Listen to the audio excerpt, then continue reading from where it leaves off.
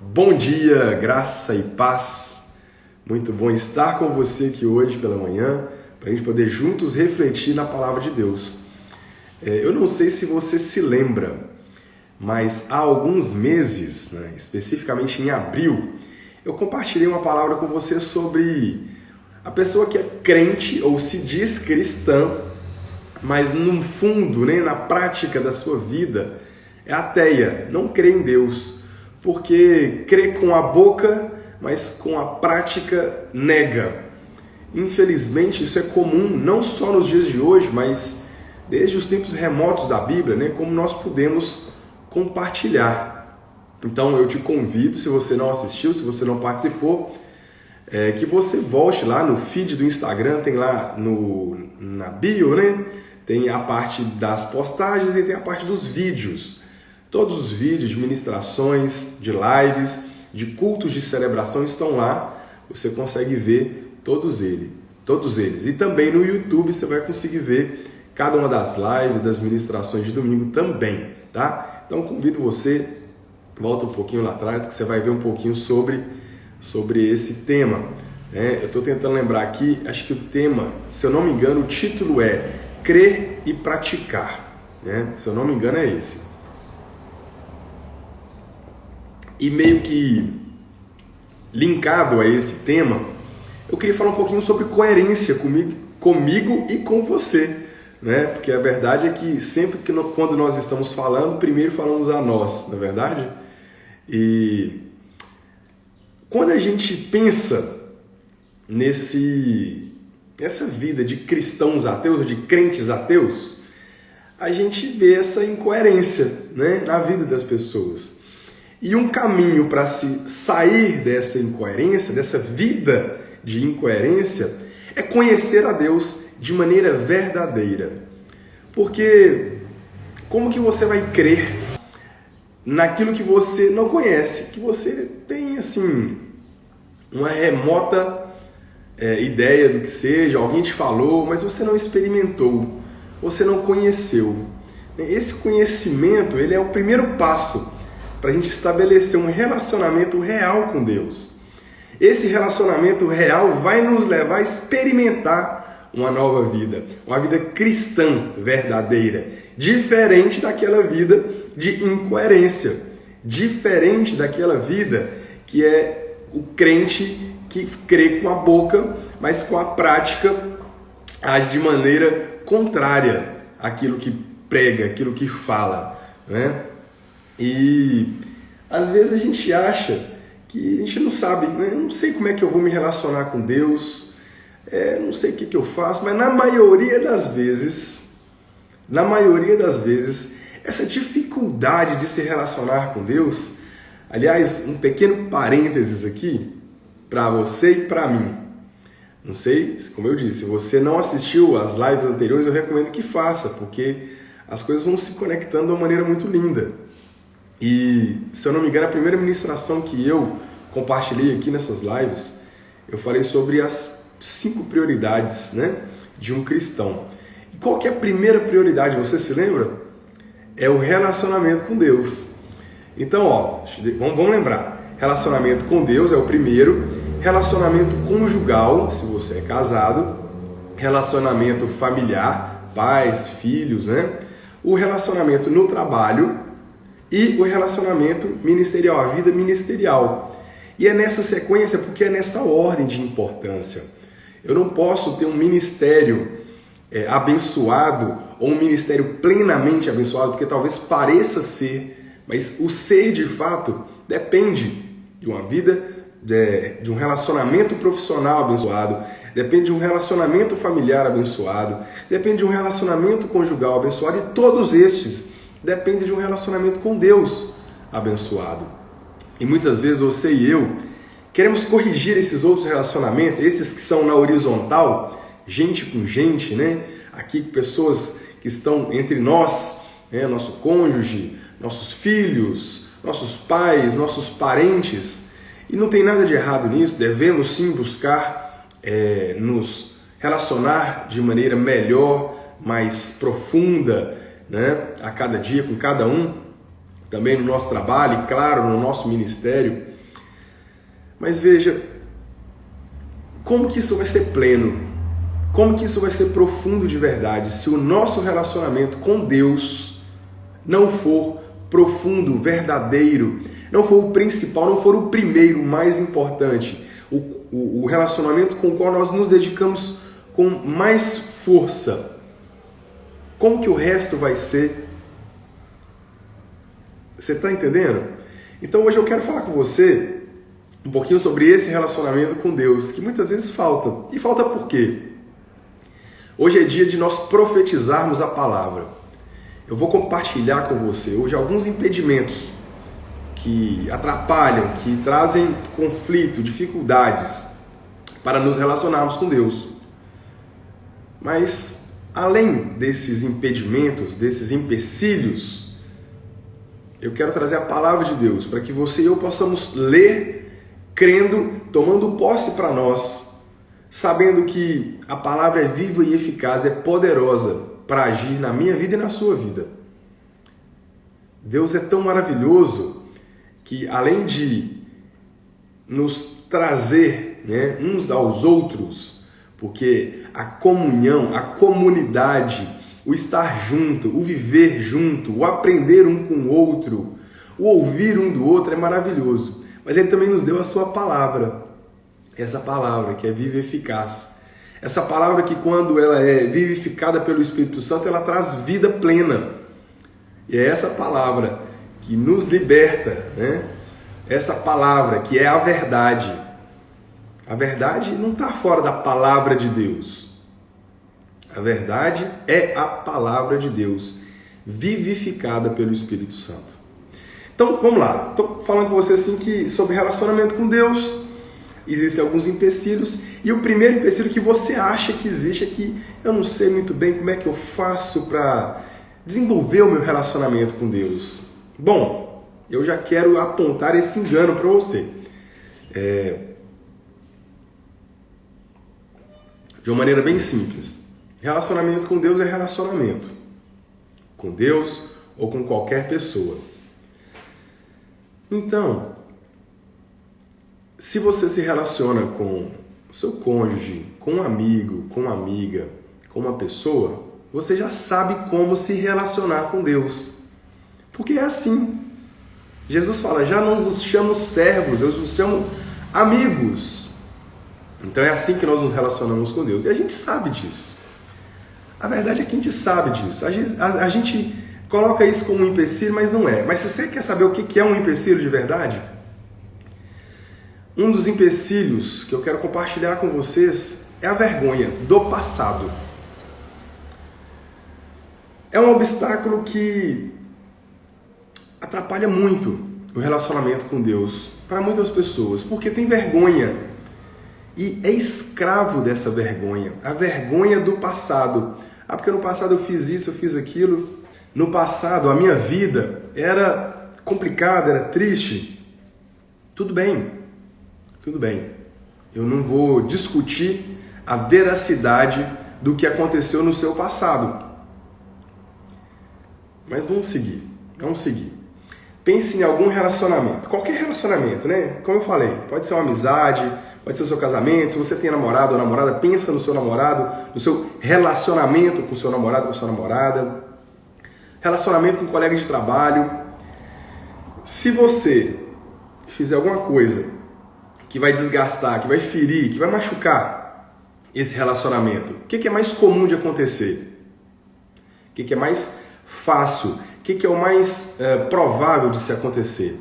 Não é que as pessoas se afastem, não é que você se afaste desse relacionamento, dessa pessoa, que te traz tristeza, que te traz vergonha, porque no caso do exemplo que eu estou dando, eu ou você magoamos, ferimos a pessoa do nosso relacionamento, seja colega de trabalho, seja namorado, namorada, uma pessoa, ok? O comum de se acontecer é que a gente se afaste dela, porque a gente está com vergonha, E muitas vezes junto com isso vem o orgulho de não pedir perdão, que é uma coisa que eu vou acreditar que você e eu já estamos acima disso, Porque se nós erramos, peçamos perdão, Agora, se a pessoa que recebeu o nosso pedido de perdão não nos perdoar, a gente não tem como obrigá-la a fazê-lo, não é verdade? Mas é importante que nós estejamos sempre atentos, né? Mas a questão, voltando aqui, né? O comum é a gente se afastar. E quando a gente se afasta, fica aquela coisa no ar, né? Aquele sentimento ruim, por um bom tempo pelo menos, né? E às vezes essa vergonha, por que é vergonha do seu passado em relação a Deus? Porque você sabe que foi pecado, porque você sabe que o que você fez foi triste, que denegriu muitas vezes a imagem do reino de Deus, do Evangelho. Muitas vezes a gente, no passado, está na igreja, mas não teve um encontro de novo nascimento, uma nova vida com Jesus. E depois que tem, e depois que recebe essa nova vida, fica com vergonha do passado, porque já era crente não, crente ateu, crente que não crê em Deus de verdade nas práticas. Essa vergonha acaba mudando a forma como a gente se enxerga. Porque a gente passa a se enxergar como a gente não é. A gente entra em desespero, tentando resolver de todas as maneiras, com as nossas próprias forças, né? E acaba que a gente entra em buracos, né? Porque vai cavando e vou resolver, vai cavando o buraco e não entra no buraco lá e entrou, não tem solução por nós mesmos. Mas agora eu quero profetizar a palavra de Deus com você. E a partir desse entendimento, eu peço que você medite nessa palavra, tá, gente? Medite, leia, deguste, experimente, olhe para si, leia novamente, porque a palavra é viva para mim e para você. Você está com vergonha do seu passado? Ouça isso. Em 2 Coríntios 5, versículo 17, diz assim: portanto, se alguém está em Cristo, é nova criação. As coisas antigas já passaram, e eis que surgiram coisas novas. O passado passou. Você já conhecia esse texto? Provavelmente. Se você já está acostumado ou acostumada com as lives matinais aqui na comunidade, você já ouviu esse texto. Agora, ele faz sentido para você? Ele já se tornou vida na sua vida? Já foi vivificado para você? Se não foi ainda, sabe que será hoje. Porque você profetizará agora essa palavra no seu coração. Sabe, gente, dor e vergonha não são a nossa identidade. Os nossos erros do passado não definem, não podem definir quem nós somos hoje.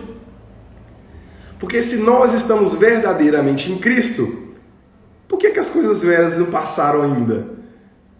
Porque tem que ter passado.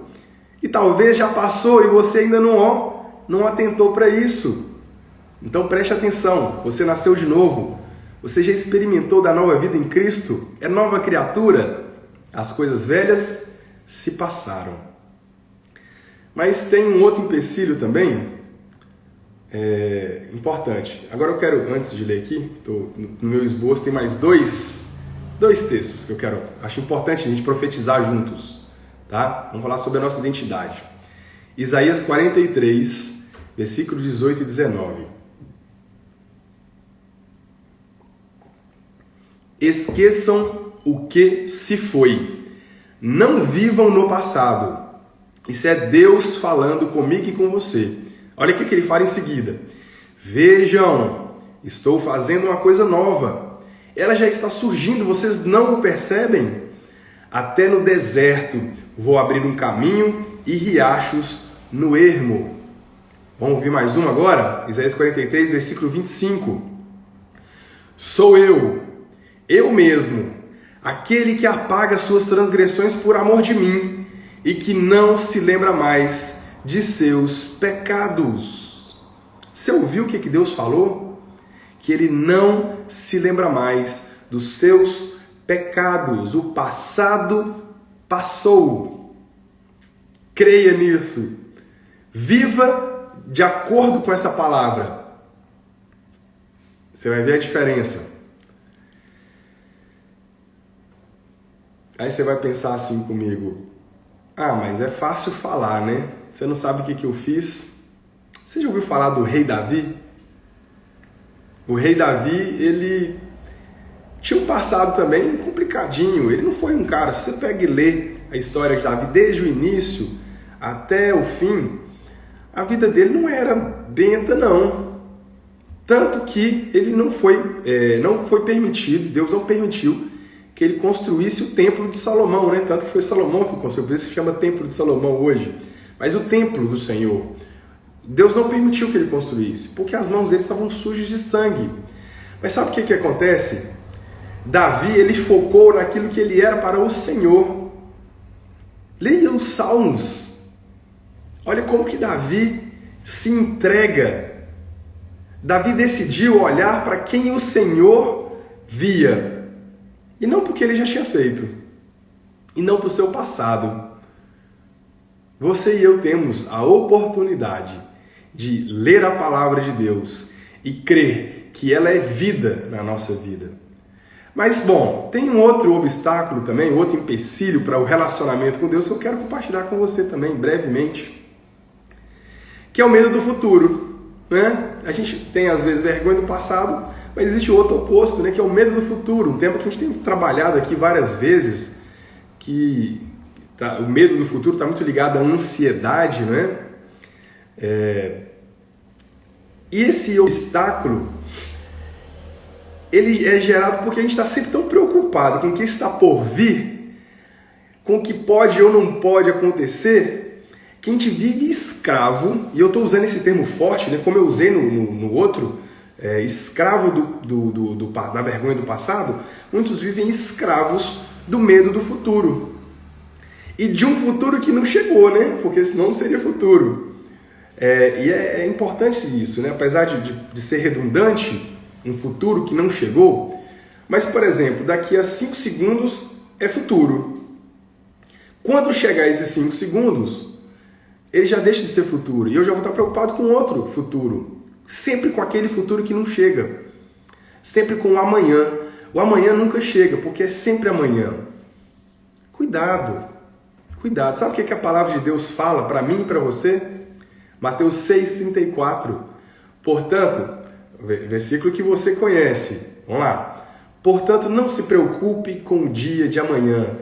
Não se preocupe com o futuro. Pois o amanhã se preocupará consigo mesmo. Basta a cada dia o seu próprio mal. Essa palavra é de preocupação. Não fala, não planeje o amanhã, não planeje o futuro, não seja previdente. Não é isso que está escrito. Não se preocupe, porque preocupação não resolve nada. Eu queria que você parasse e pensasse em alguém que se preocupou com alguma coisa e ficou lá preocupado, e só preocupado e preocupado ficou, e o problema foi resolvido por causa da preocupação. Bom, eu não conheço, acredito que você também não conheça, porque não faz o menor sentido. Preocupação não resolve o problema. Então, entenda a palavra, não se preocupe. E como que eu faço isso, gente? Bom, vamos chegar lá. Mas se você antecipa os seus problemas, o problema está longe ainda, você já pensa que está batendo na porta, está sofrendo e cria mais problemas por causa do problema que você está com ele na cabeça, bom, é complicado isso, né? Porque a gente realmente vive escravo de um futuro que não chegou ainda. E por que isso acontece? Muitas vezes porque a gente crê em Deus, mas a gente confia mais na gente. As minhas habilidades são maiores do que a minha fidelidade a Deus. Ou pelo menos a minha crença nas minhas habilidades, né? São maiores do que a minha fidelidade a Deus. Eu creio mais em mim mesmo. Por isso que eu sou tão preocupado com o futuro. Porque eu não creio. Olha que coisa forte. Eu não creio que Deus dá aos seus enquanto eles dormem. Mas está na Bíblia. Mas eu não creio. Mas você crê na Bíblia? Eu creio na Bíblia. Eu estou fazendo um diálogo aqui sozinho, você está entendendo, né? A gente fala que crê. Mas e no dia a dia? No dia a dia a gente não quer dormir, a gente quer trabalhar. No dia a dia a gente não quer descansar, porque a gente está preocupado, porque se eu não fizer ninguém faz. Sabe, gente, eu não vou dizer que você e eu não precisemos trabalhar, porque precisamos trabalhar. A palavra de Deus também diz, aquele que não trabalha, não coma.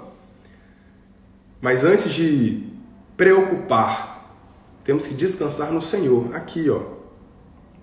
Temos que estar focados no Senhor. Porque Ele é quem cuida de nós. Você já fez de tudo, tudo certinho, tudo bacana, e deu errado por coisas externas, terceiros. Não estava no seu alcance, não estava no seu controle. Está no controle de Deus. E nós devemos sim trabalhar de maneira equilibrada, prudente, né? Sabendo que o trabalho não é a maior prioridade da nossa vida. Ele não é mais importante que o nosso relacionamento com o nosso cônjuge. Não é mais importante que o nosso relacionamento com os nossos filhos, porque os filhos querem o pai e a mãe, não o dinheiro do pai e da mãe.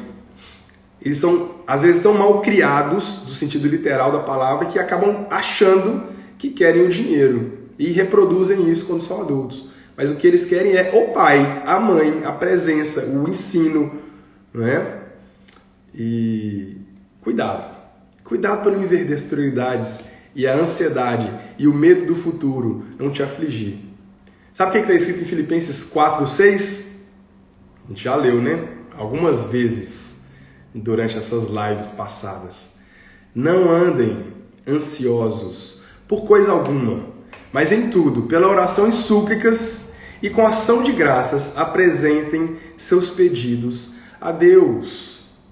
Começou a ficar ansioso, começou a ficar ansiosa. O problema está aqui, ó, na sua mente.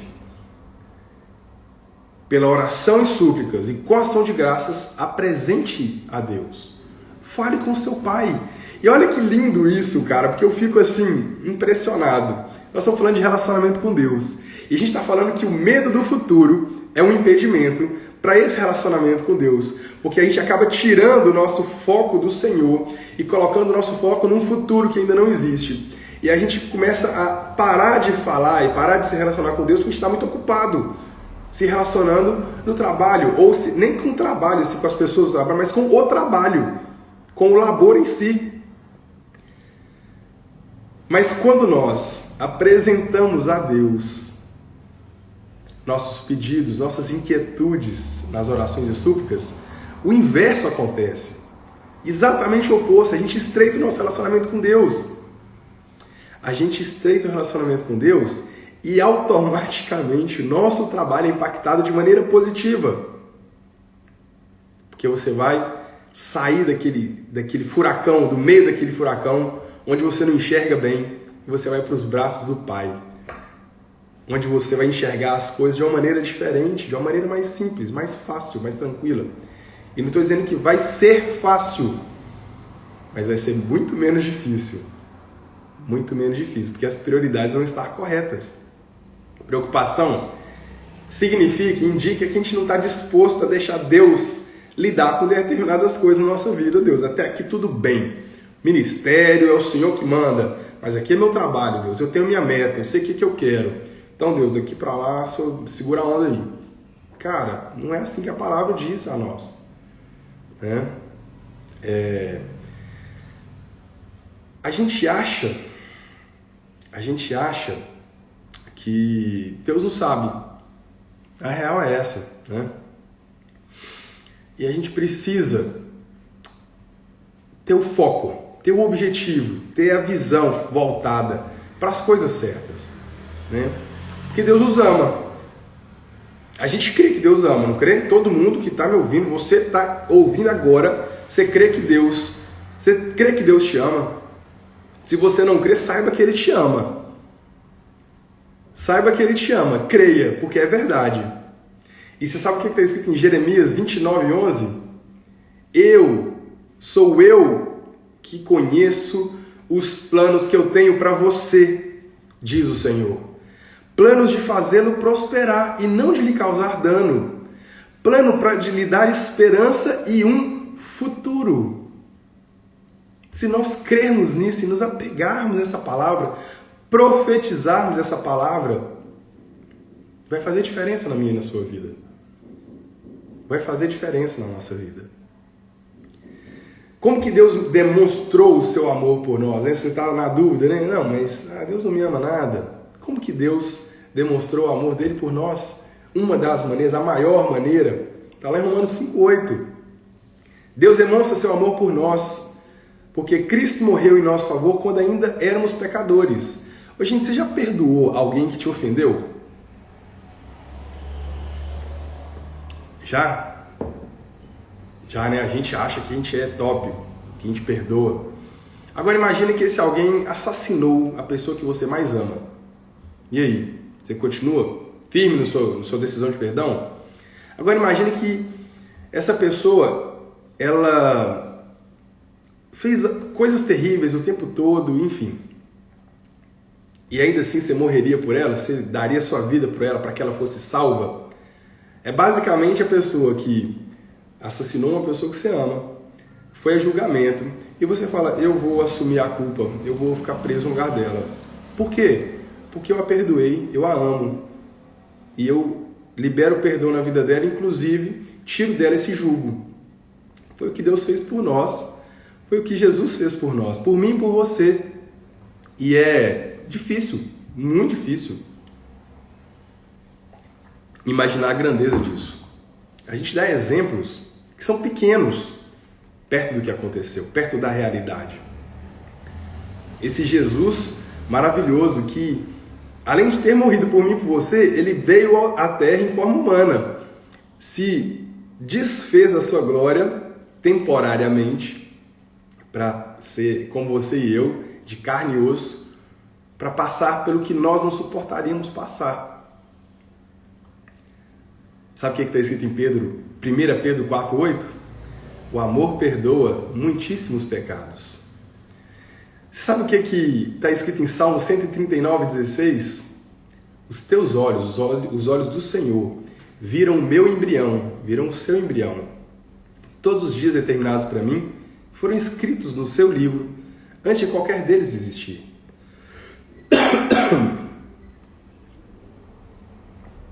E a gente fica se achando menor.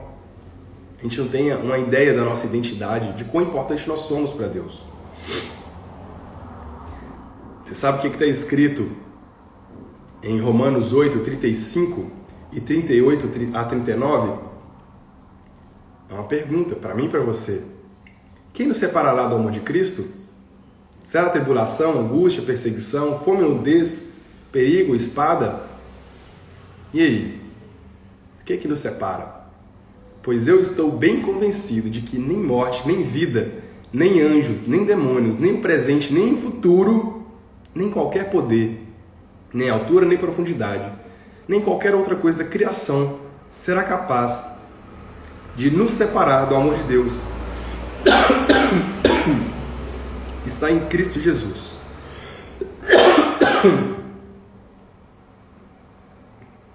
Nosso Senhor. Desculpa. O Senhor tem coisas maravilhosas para mim e para você. Ó. Ele nos ama. Ele tem o melhor para nós.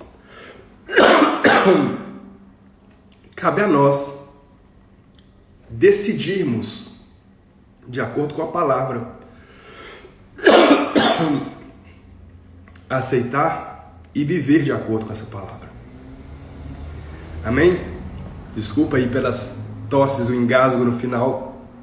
Que Deus te abençoe. Saiba que você é amado, é amada de Deus, que Ele tem por você um amor inexplicável. Creia nessa palavra. Creia na palavra dele sobre você, em quem você é diante dele.